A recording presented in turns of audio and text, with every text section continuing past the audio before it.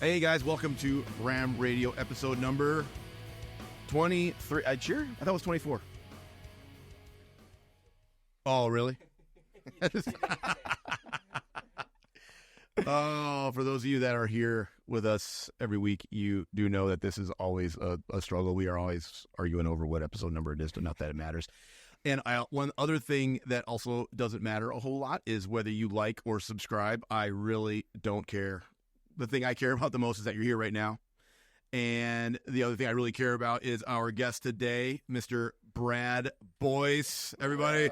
Woo! All right. Yeah. Brad, thanks for being here, brother. Oh, thank you so much. Dude, it's good to see you. And and so let's make the connection for everybody, right? So last week we had your boy on here, Mr. Remy Adeleke, who is an amazing human. I just love that guy. I mean, he's just a legend, dude. He's the way that he has his story, phenomenal. And the things that he has been through to get to where he is, to do the things that he has done. And in your guys' lane, which we'll get into here in a minute, no is a common occurrence.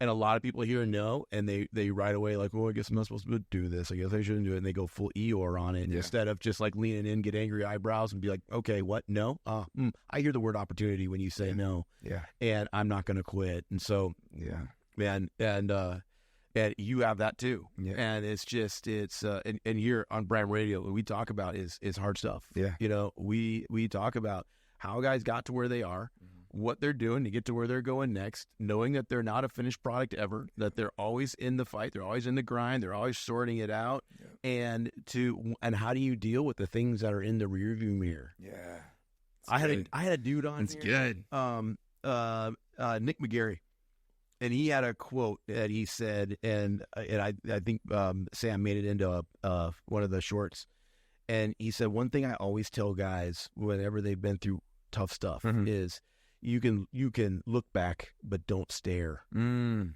that's good. That's so powerful. And I have never forgotten that. It has become part of the things that I say all the time to guys. And, you know, you have a story that if you look back and you stared, it could get a little spicy. Yeah. And you have such a healthy outlook on where you came from. Yeah. So with that, you know, introducing Brad, my man, Brad. Yeah.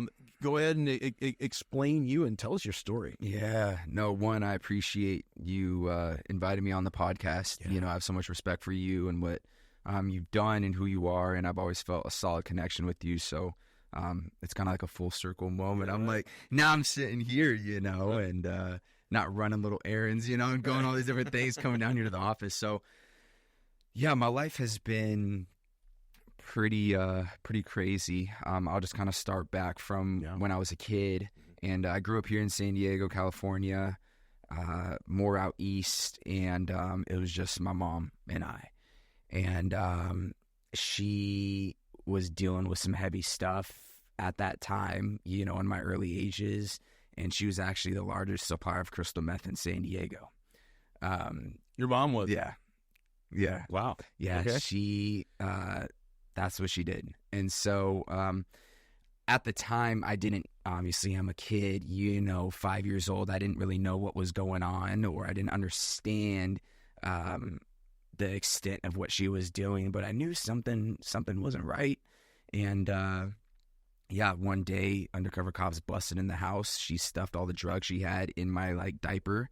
My dad came to pick me up on a bicycle. They said, hell no. And took my mom to jail. My grandma took me home. She took off, you know, changed my clothes and found all these drugs. And that's why my mom didn't get caught up longer than what she went in for, because she didn't have the drugs on her. It was on me.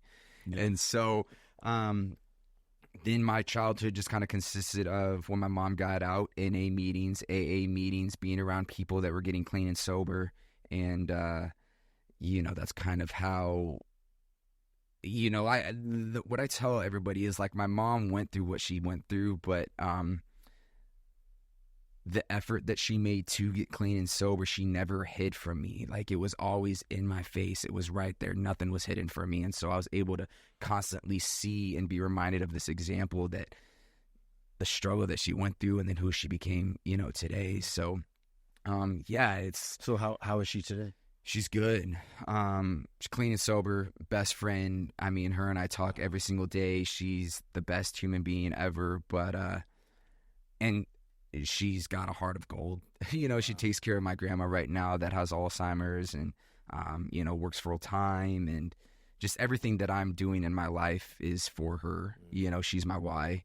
And, it's just kind of all coming full circle too. I'm sure we'll touch on in the podcast how now our story is now becoming a movie, and so it's that's just kind of, I guess, the start of what kind of happened. Yeah. So at that age, so you're 5 years old. Yeah. When that happened, your mom is stuffing drugs in your diaper and picks you up on a bicycle. Yeah, he showed up on a bicycle. I remember I actually just went last week. I drove by the apartment complex that it all went down. And so I got out of my car, and it has a gate in front of it. So I just kind of was looking through the gate, and I could see the apartment. Remember there? I was like, dang, I remember that. I was just, it's crazy and stuff. So, wow.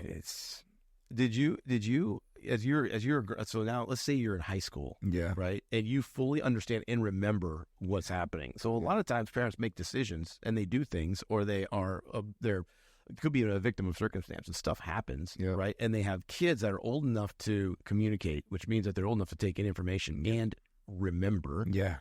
Knowing that when that kid is one day going to be old enough to be able to put all the pieces together and be able to see the circumstance for what it is. How did you process that when you say, I don't know, but maybe 8th, 9th grade, right? It's probably. Well, here's the thing. I never knew what happened until about 8 years ago when I was in acting school up in LA.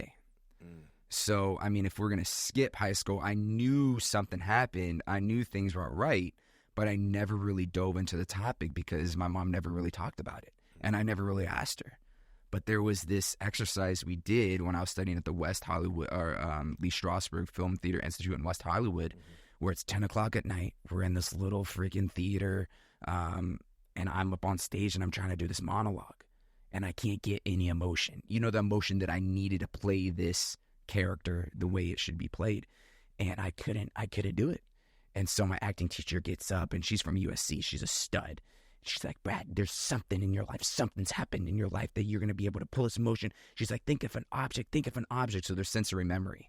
And the idea is that you can close your eyes, and anybody can do this, and you can feel some sort of object, maybe something in your past, a blanket, or, a book, but it evokes emotion from that time period. And so I started feeling this, one of those old TVs, just the old TVs with the 2 antennas, kind of the handheld ones. Yeah. And I started hysterically crying, snot. She's like, begin the scene. And I'm just, just going at it. And I'm like, why? Why did this TV bring up this emotion? And I went home and I called my mom and I was like, Mom, I did this, monologue, and I couldn't get any emotion. And it was this handheld TV with these 2 antennas, and I started freaking out. Like, what was it? And she's like, that's the TV you would watch in the, in the living room as people would come in and out of the house to get the drugs. She's like, you would sit there with that TV and watch your cartoons. And I was like, what? She's like, yeah. And she's like, I never really told you, but this is what happened. She told me the whole story. About how she was selling drugs and it was all this stuff. But it wasn't out of she was an addict. She dealt with it. She was using, but it was more of that mentality of, I'm trying to raise this kid. And this is the best way that at that moment at that time thought that was the best way to raise the kid. That's what she knew and that's what she was around. And this is how I'm going to make money. So in high school, I never really dealt with that because at that time, my mom was in her prime raising myself. She had me in the best high school. She had me around the best people, best sports programs, all this different stuff. There was no reason for me to say, or ask her what happened back in the past because everything was good. I never really had to tap into that until I graduated high school and got into acting school and went through that exercise. So, wow. More in high school. It's just I was fat. I was overweight.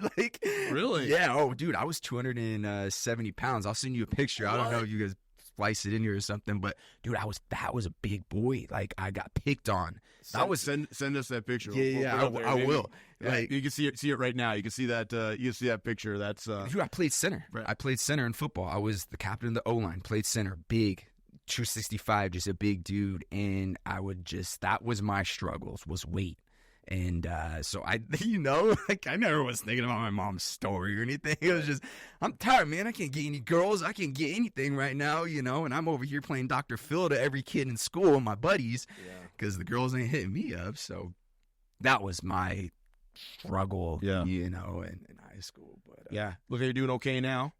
Really lean, you're pretty strong. Yeah. CrossFit, man. My mom, when I stopped playing sports, she said, "Get in the car." And it was a Saturday. She said, "Get in the car. We're going to find you, a CrossFit gym." And I'm like, "CrossFit?" She's like, "I saw it on Facebook. We're going to find it." And so we went at like noon, but everybody knows CrossFit gyms, they usually got like an 8 and 9, a.m. class on a Saturday. They're closed by 12. We only found one, and that's what I did. Yeah, that's how it all went down, man. Whoa. Yeah. So men in your life. Yeah. Right. Let's talk about that piece because that's a pretty important piece. So you didn't really have like a really solid male figure in your life, and your dad was around, obviously, on a bicycle at one point. But what was your relationship like with your dad? Gone. He was not in my life at all. Like in the beginning stages, that's what he was, and then once I kind of started to really I would say, gosh, maybe like 8, 9, just MIA. I didn't see him again until he hit me up on Facebook and asked if he could attend my high school graduation. And so at that point, that's when we started to rekindle a relationship. But I was like, "You're not dad to me. You're Mike. You're Mike." The title of a father is earned, in my opinion. And because of just the situation that I've gone through, it's like, I can't call you dad. You've missed out on my whole life. And my mom's done all this work to get on herself, for us, for the family. And now you can't just show up when now I'm graduating high school, about to be on my own and say, I'm ready to be back in your life. It's like, no, there's X, Y, Z's got to happen. But if we're going to talk about men. Well, what's your relationship like with him now? We're good.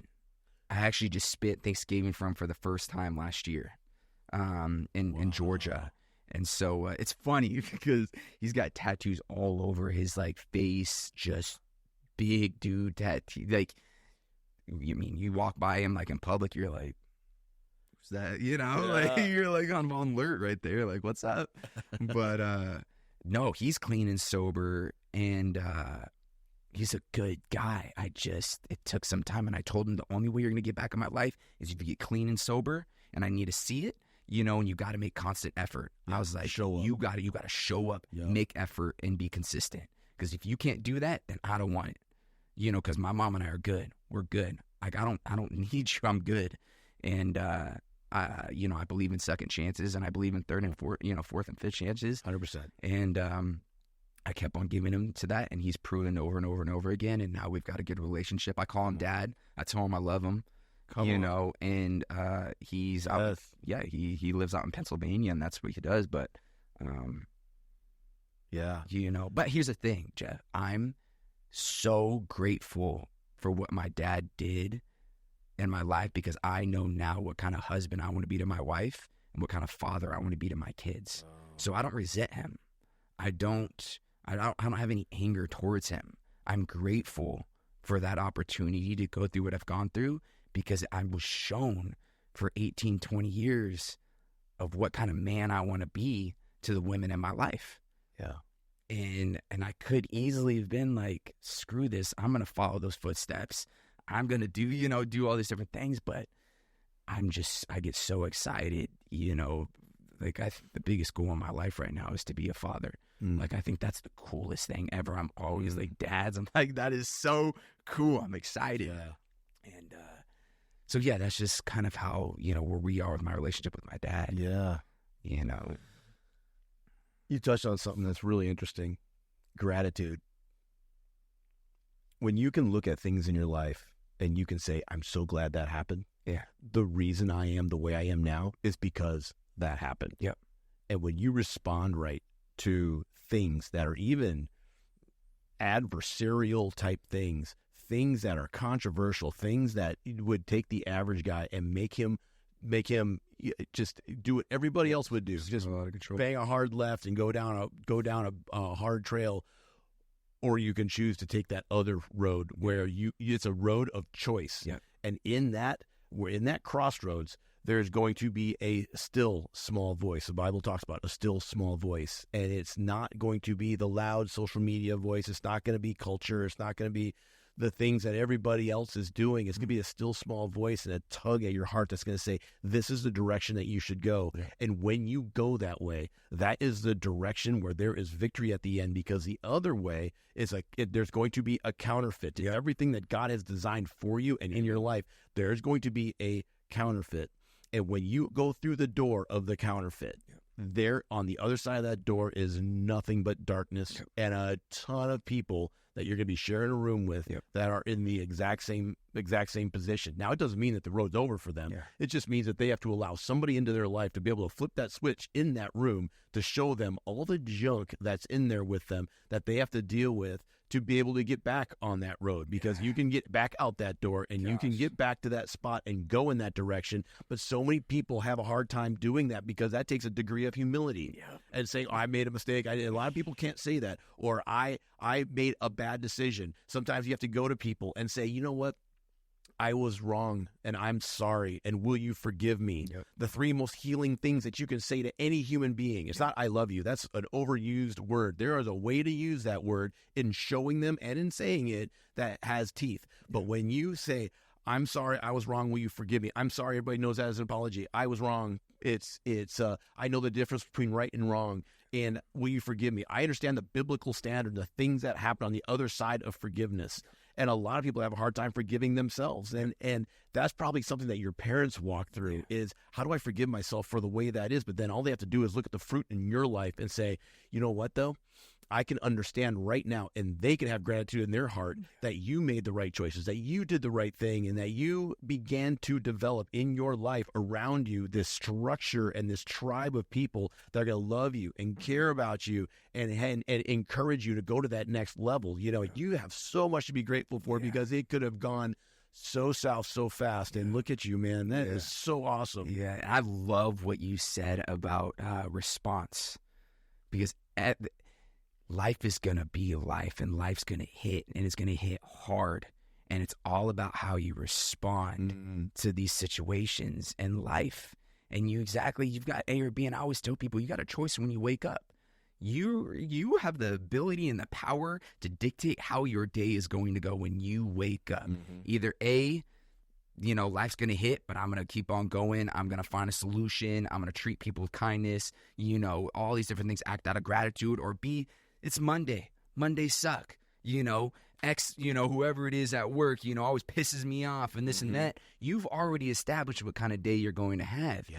And I think what it is that my mom and my dad that's why I love our family, and I love just our brokenness and our imperfection, because we've gone through what we've gone through, and everybody has gotten through it. They're healed. Yeah. They're healed human beings, and that right there has been such a great example for my life to realize that, I have that example right there in front of me, and I've been able to live through that, and that allows me to give grace and forgiveness to other people in my life that I may have some sort of small situation with where I don't want to, but it's about swallowing your pride, swallowing your ego, and saying what you're saying, that I'm sorry, I forgive you, and, and making it right. And so, dude, I tell people I'm the most blessed man on earth. I'm blessed.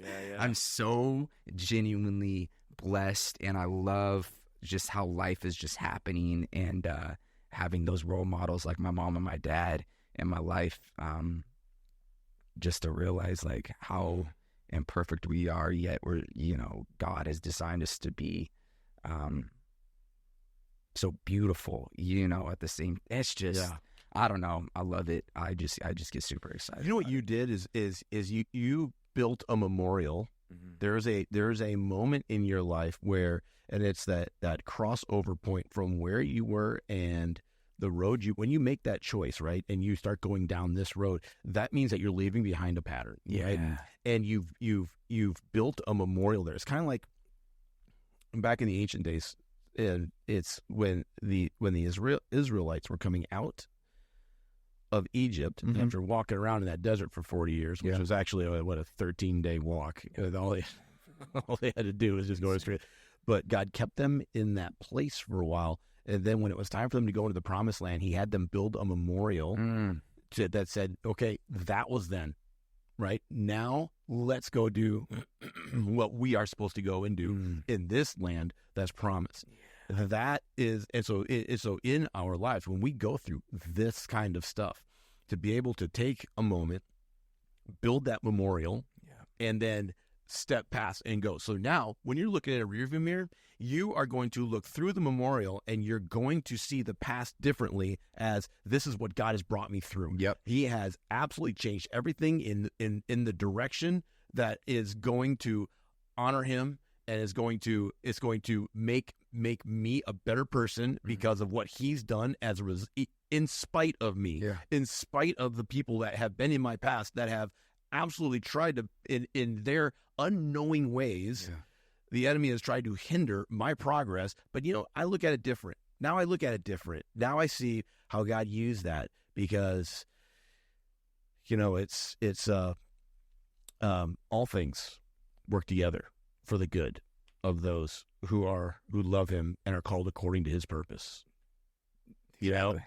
Even being a baby with mind-altering substances stuck in his diaper, trying to figure out where he's going to go and live next, and mom into her thing, and mom going away for a while, and living with grandma, and having a dad that was despondent, and then all of a sudden, all those things start reconnecting on the other side. That is a phenomenal story. Yeah, and I've spent a lot of time, Jeff. I'm a big journaler. I write things down, and I've spent a lot of time trying to figure out why, how did this all happen? I've spent a lot of time on how did this all happen. And I try to figure it out. I write it down and stuff like that. But I can't come up with the answers. And it's only somebody like God that has orchestrated this beautiful song, and I'm just dancing through it, right? And that's who I am, and I'm his vessel, and I'm his dancer, and I'm dancing, and just that's how I feel. I feel like this, somebody I don't want to say like a ballerina or something, but I don't know. I feel like I'm dancing through life to God's song, and he's orchestrating it, and I just feel like it's good. So, so other guys, that are in your life that were influential. Talk to me about that. Yeah.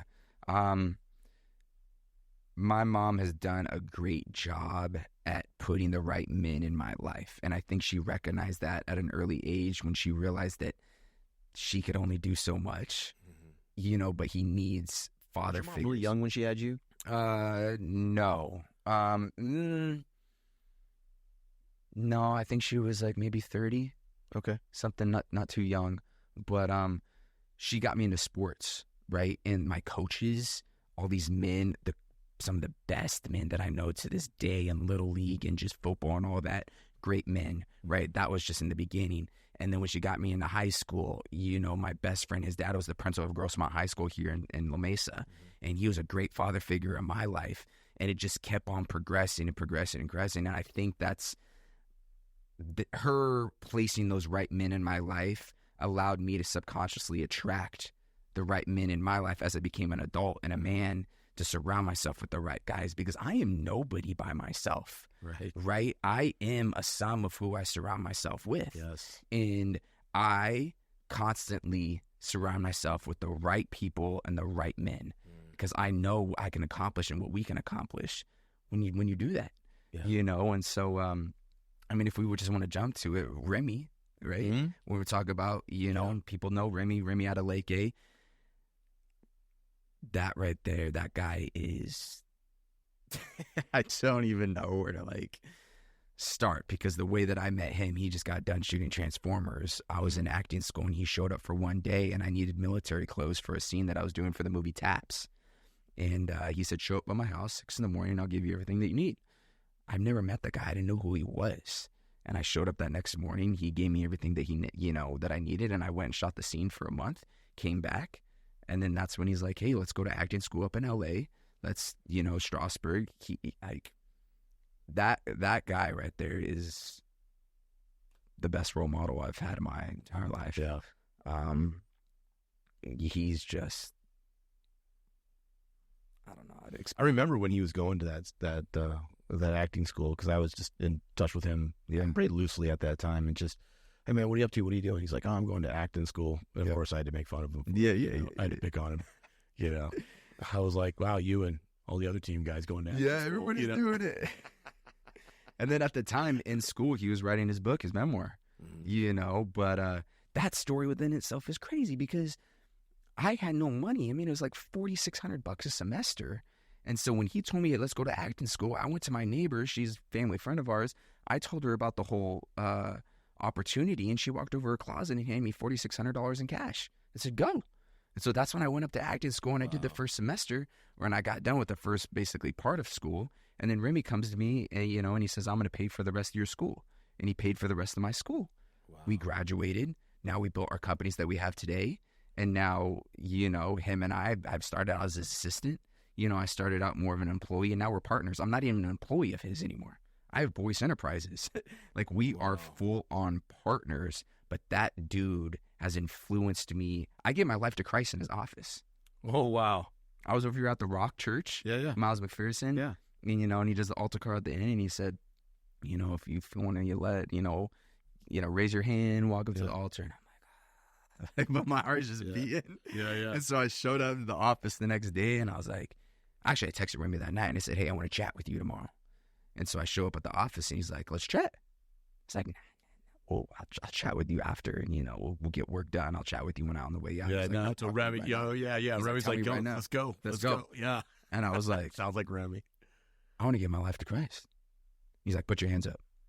I was like, what? He's like, put your hands up. And we just prayed right there, and I gave my life to Christ right then and there. Wow. And I was just like, oh. Look, that was easy. Yeah, that was easy, but this different. This isn't just a boss-employee type relationship. This is something bigger than, than that. And so, there's just so many things that have happened, with Remy and I, that there's been such a good influence in my life. So, yeah, I mean, Remy's an amazing dude. And that's so cool, because now that's a dynamic to your relationship, because now it's almost as though, he's going to be like a dad. He's a partner. He has you guys have hats probably that you change on a regular basis when you're talking. Like, sometimes he's your buddy. At the time, maybe it's a boss, now it's a partner, but then sometimes it's a pastor, and sometimes it's, and so being able to swap these hats out and do it and just be fluid about it. Yeah. Well, I'll tell you this, when I first started working with him, I thought he was made of gold. I thought there was nothing that he could do that would be wrong. I thought everything about him was perfect. Mm-hmm.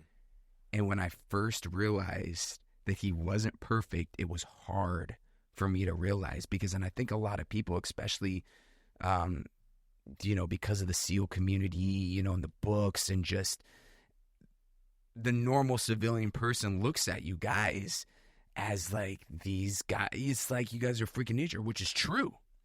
But as like this kid that was coming and working for Remy, I thought everything about him was, he couldn't do no wrong. And when he finally did something wrong, I was like, he's human. Yeah. He is. Zach doesn't know what any of that's like. Yeah. Zach has never seen me at I don't have a bad side. I don't ever get cranky or pissed off about just stuff I shouldn't get pissed off about. I never say anything inappropriate. Right. Ever. Exactly. But I'm telling you. Right, Zach? Never. Yeah. But I'm telling you, from a civilian standpoint, me and my buddies, they look at you guys as, which is, it's rightfully so. But like, when I understood that he was human, I just all this love and just respect, it was just so much more bigger. Yeah. And so our relationship really evolved because he was, preaching and stuff too at that early stage, and I would go and watch him preach to these churches and big events, and just Like Life of Valor stuff? Yeah, right? Yeah, I remember that, dude. That was so fun. That was such a fun event, but just watching people respond to his, his sermons and stuff like that, and all these men giving their life to Christ, I was like, whoa, this is crazy. From an imperfect person. That, at this point now, I know a lot of his dark, deep secrets and just everything. I was like, oh my gosh, this is awesome. This is really cool. Yep. And, now where we are today. And the thing is, he trusts you with those things, right?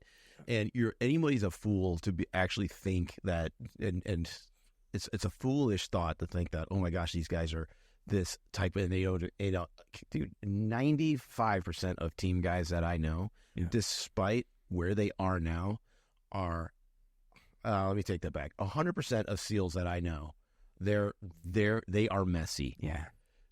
And that's to a man. Yeah. And that is men in general. They just happen to be able to go and just get kicked in the nuts repeatedly through help, and get through that, and then buds, and then all the other follow-on stuff, get in a team and get into a platoon, and then go through all this. There's still messes, everything else no different than any other man. Yeah. There's just a few different things that they're good at that they probably couldn't do what some of these people, many people on the outside of the teams are doing. These guys would be terrible at that. Yeah. But being able to understand that. But the thing about you guys is that when you guys are going through rough stuff, right? It's I always like Zach and I don't always agree on everything. Yeah. Vonnie and I don't always agree on everything. Amber and I don't always agree on everything. Woody and I don't always agree on everything. Staff members, but the thing is I can trust them with the conflict, knowing that on the other side of whatever we don't agree on, right? If I have the humility to say, you're right, I was wrong, let's do it your way, or vice versa.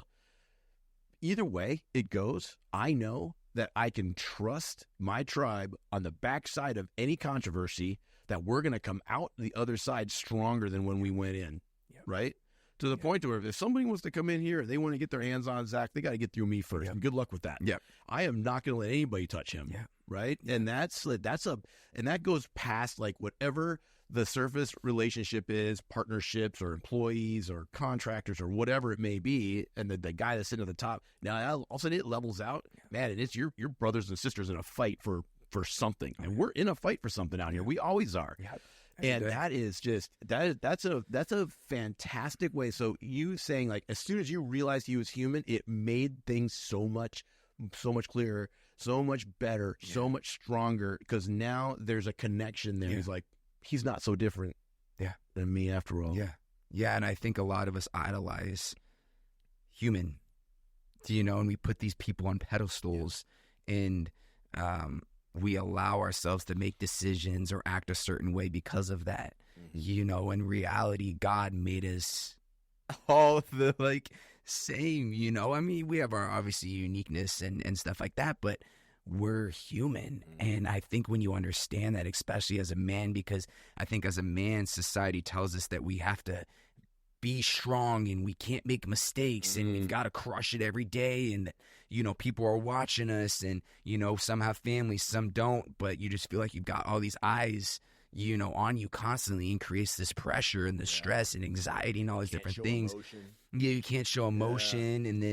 And then when you understand that, it's okay to do that, and when you're able to basically break all those up, gosh, man, it just opens up. Have you ever heard that song, that artist, the Dax?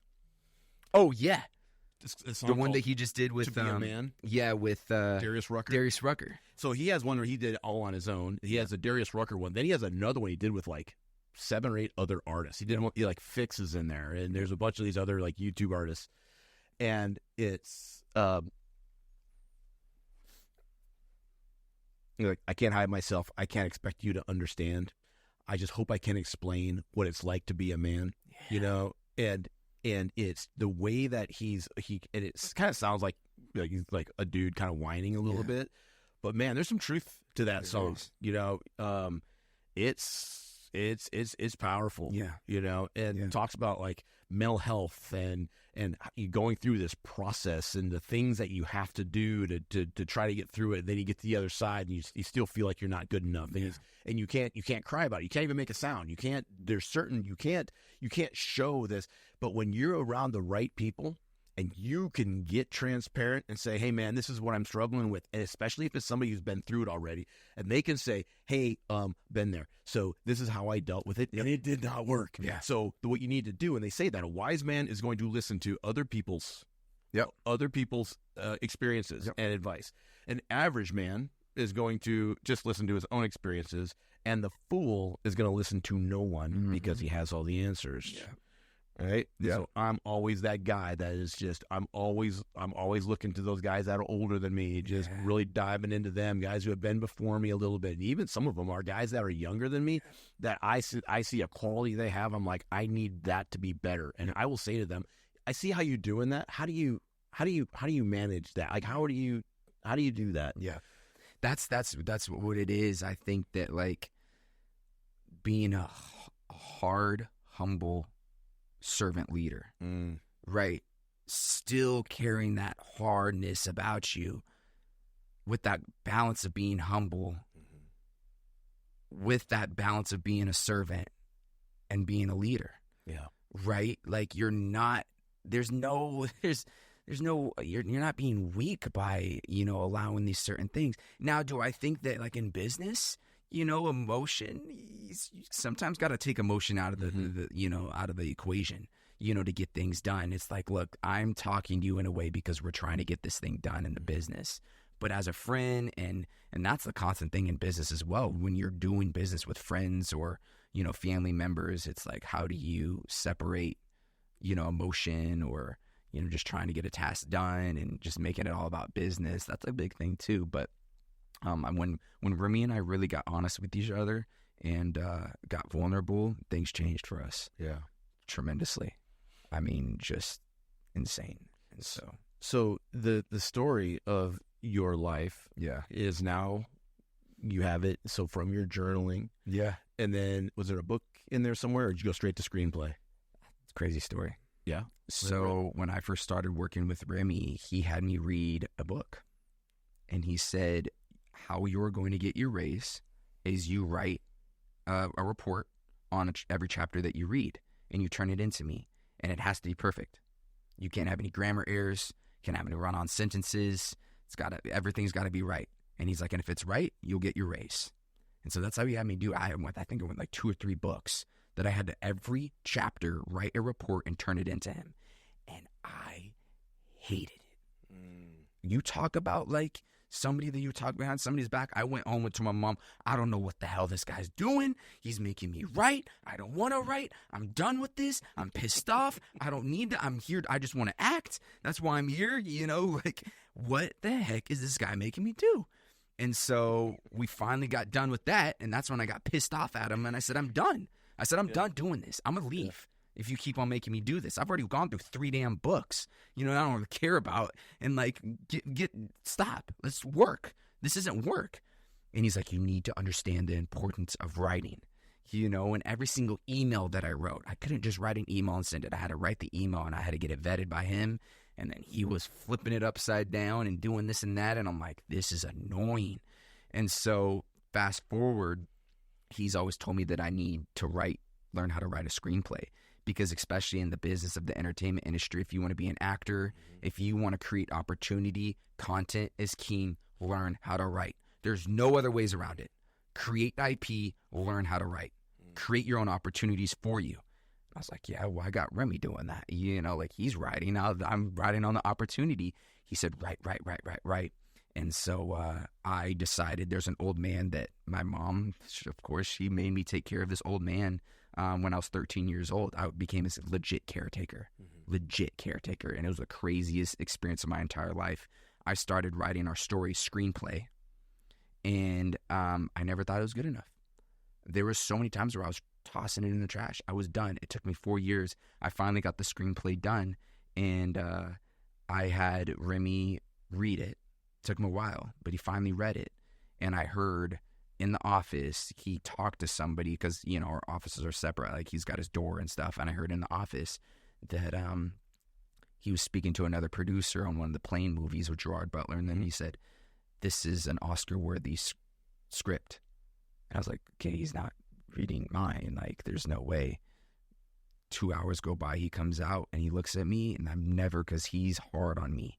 He looks at me and says, this is the best script I've ever read in my entire life, Brad. Wow. And I was like, you serious? He's like, the best script I've ever read. He's like, this is insane. And I was like, it's the first script that I ever wrote. Yeah. First ever screenplay. And so we had other people read it that don't have any connection with this, and they kept on saying, like, Academy, this and this and that. Now, which is crazy, right? The whole time I thought that, like, you know, Remy's projects that he wrote are going to be like our first projects. Remy's now feature directorial debut is going to be my script. Wow. When he's going to direct it.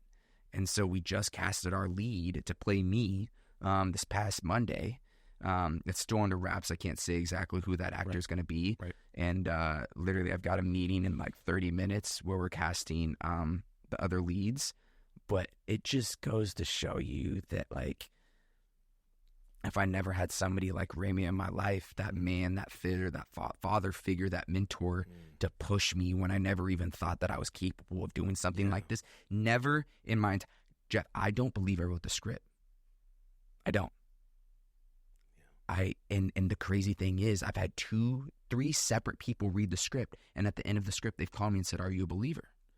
I don't talk about God in the script. Are you a believer? I was like, yeah, why? They're like, God's all over this. The script. Like, I can just feel God all over this. I don't know how I wrote the script. Like, I have no, like, credentials or anything like that to be able to write this script. And so, but like I said, it just goes back to show you surrounding yourself with the right people that see something that you don't see in yourself, and that'll push you over that edge to do things like this. I have a question. Do you get writer's block? Yeah. Every day. Oh, yeah. Drives me nuts. Yeah. Drives me absolutely Everybody insane. I talk to has written something. They have that. I've only talked to a couple guys that said that they don't get writer's block. One of them is Remy. Oh, yeah. No, he. I asked him the same question. Do you get writer's block? He's like, no. Yeah. I was like, wow. Dude, okay. Yeah, and that's the crazy part, because I'm constantly looking at this guy work. I have never been around somebody that works harder than Remy. Yeah. That dude he's a freak of nature. I'm telling you, I've never been around somebody like that my entire life. And so I always got upset, because I'm like, he doesn't get writer's block. He's able just to flow and write all these things. Why am I struggling? Why? That doesn't make sense. I can't get this thing done. And so I need to go on a walk. You know, sometimes I need to go clear my head. Remy's just like, sits on the computer and just, you know, like a transformer and just get it done. And I'm like, dude, what's up? And he's like, dude, I don't know, man. I just get it going. You know, yeah, writer's block is up. Freaking, that gets me good. Yeah, man, it's crazy. It just goes to show you, you know, it's just, life is insane. You can't blueprint it up. You can't write. It's just, God is going to do what he wants to do. And as long as you're a hard worker with a whole lot of patience and a whole lot of trust in God, you can accomplish some big things in life. Yes. You know, and yeah. And I think the most powerful sermon anybody can preach is not by their words spoken, but how they live their lives. Yes. It's the constant example of being that example every single day. You know, even if you feel like you don't have that example to show, maybe you don't have kids, maybe you feel like you don't have friends, maybe you feel like you don't have family, somebody is watching how you live your life. You know, and you have an opportunity every single day, whether or not you go to a Starbucks in the morning, or you go get a sandwich, or you go get some dinner or whatever, you have the opportunity to change somebody's life by just how you live your life, right? And it's just being that example. Yeah. And by doing so, it allows you to, you know, stay accountable, and saying, you know what, no, I gotta do everything I can to be that best man that I can be in this life. So one of those things that I always take that for granted, that it matters what you say and who you say it to. You have to be careful. I'm always talking to my kids about that. Just like, those are idle words. Let's stay away from idle words. And it's super easy for anybody to fall into that. Yeah. Remy, not a talker. He's not that guy. He's a pretty quiet guy. So for him to be able to do that, but then there are the guys who talk a lot, but everything they say has teeth. Yeah. This morning, I met with a pastor buddy of mine. He's actually the pastor who led Remy to the Lord back in 2008. And I was sitting with him, and he talks, and he lets it rip, but everything that comes out of his mouth is right down the lane, And so it's like you always got to like lean in and be like, I'm trying to pick all this up, and that's like pastors, by nature, right?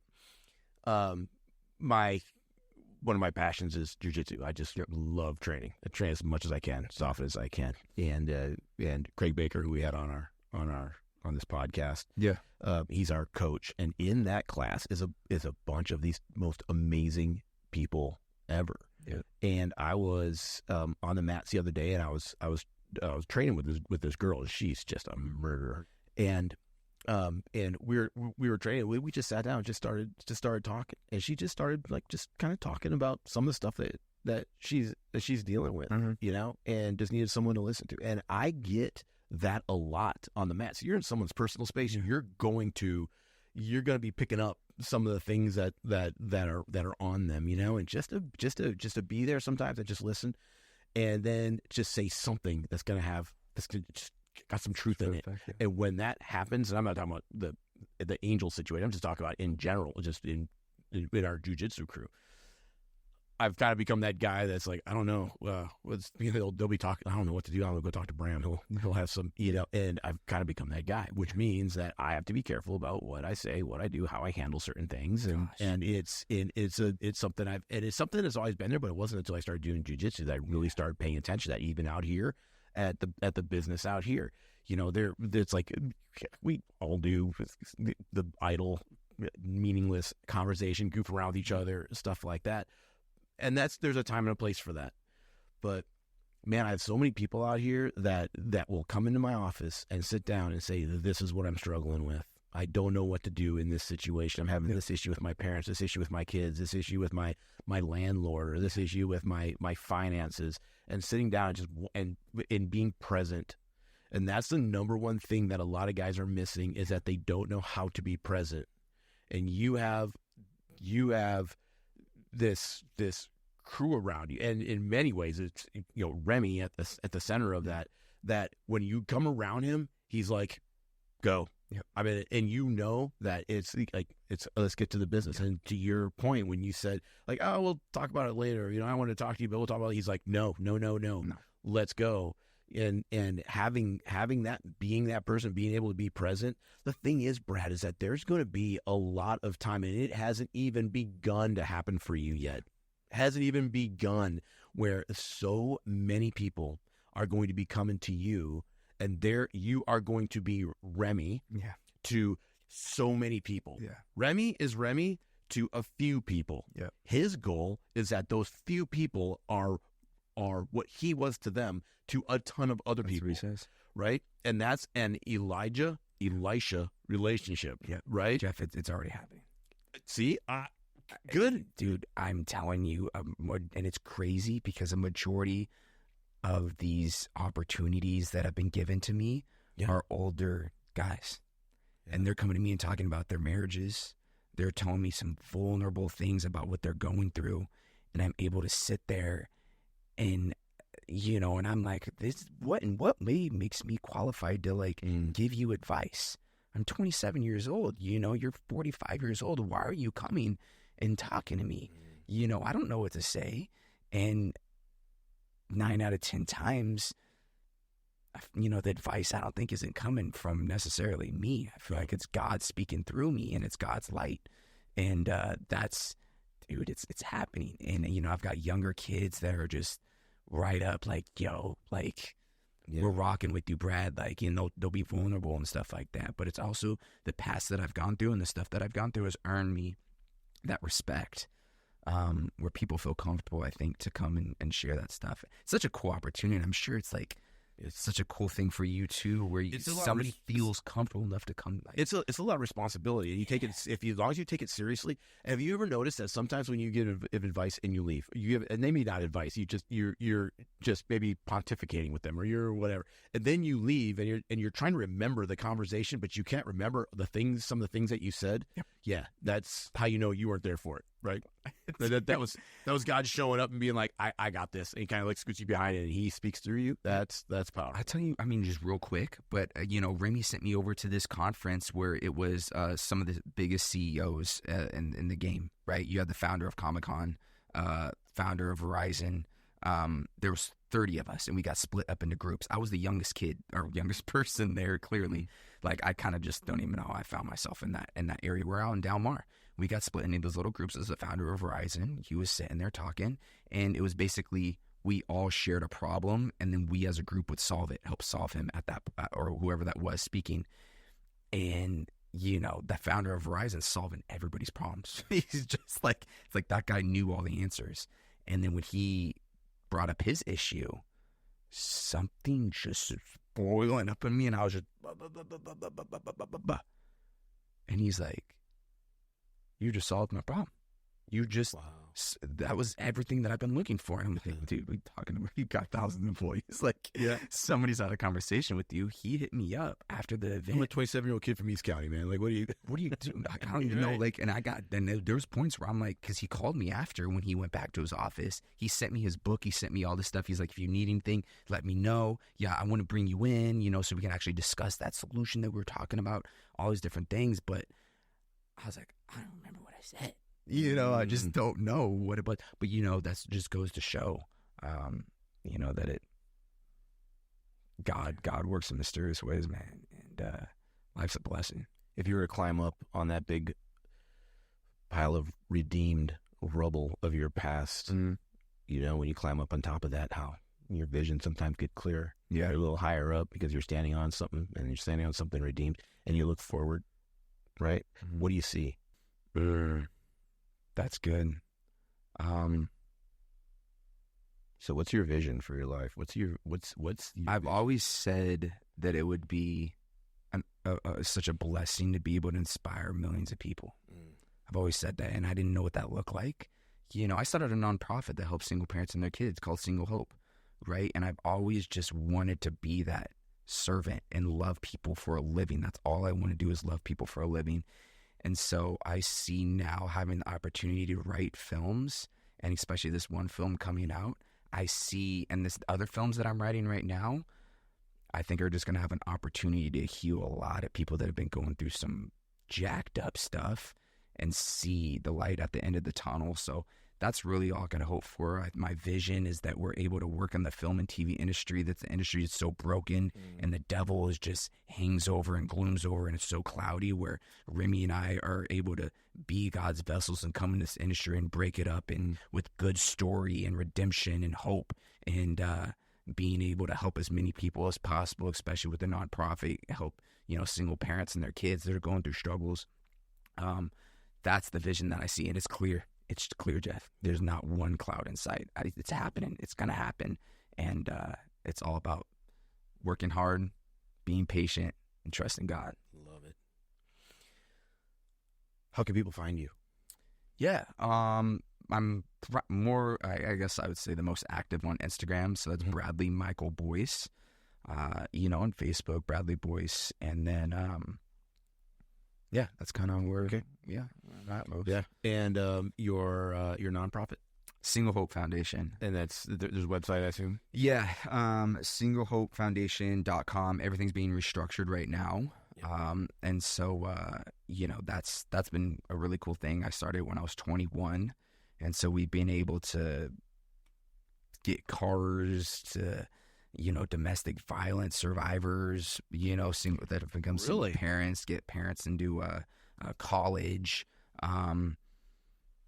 There's a whole lot people want to, so people can give to that. Yeah, I mean, right now probably not, because it's being restructured. Okay. So there's not like a direct line to be like, here it is. Got it. And so I'm having somebody work, because the website's always been up, but I'm having to restructure the website, the team, and all that right now. But no, it's Single Foundation has been around since Single Hope Foundation on Instagram. You can see everything.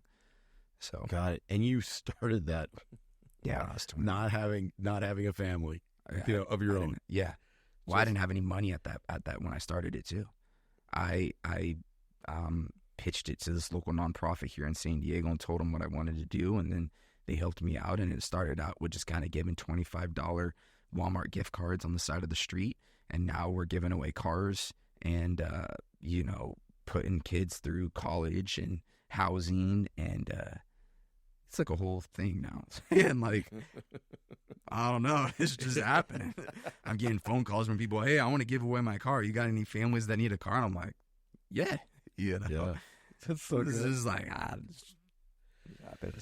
Man, Brad, I am so stoked to have you here and to hear that story and hear who you are and watch you just come alive talking about this. Just you get so, like, you hit something that you get really excited about watching you just, that is so awesome. Thank you, man. Thanks for being here. No, and thank you for what you're doing. I think that is extremely important to have a platform like this to show men what truly matters in life.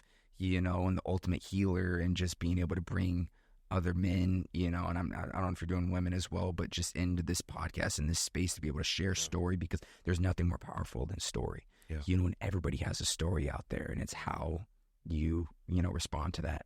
And so I think we haven't had any girls yet. We do have one coming up. So we're gonna do that. So so right on, Brad. Thanks for being here, brother. Really appreciate you. So, guys, hey, man, thanks for hanging out this episode of BramRadio. Real quick, there's a thing that myself and Dr. Greg, if you remember episode, I think 2 or 3 in there somewhere, we had Dr. Greg work on here. We started Mannequin Men's Coaching, and that is dealing directly with men and their traumas. And we understand that it's not just guys that have traumas. There's also women that have traumas. So we want to make this available to everybody. So all you have to do is you can DM me, and I will get you set up in that. And it is dealing with traumas. We're gonna break the power. We'll break the pattern. We're gonna reinstill purpose. We're gonna do all these things that happen when you don't have something. So, welcome, and glad you were here. Thanks for hanging out with me and Brad. Stay dangerous.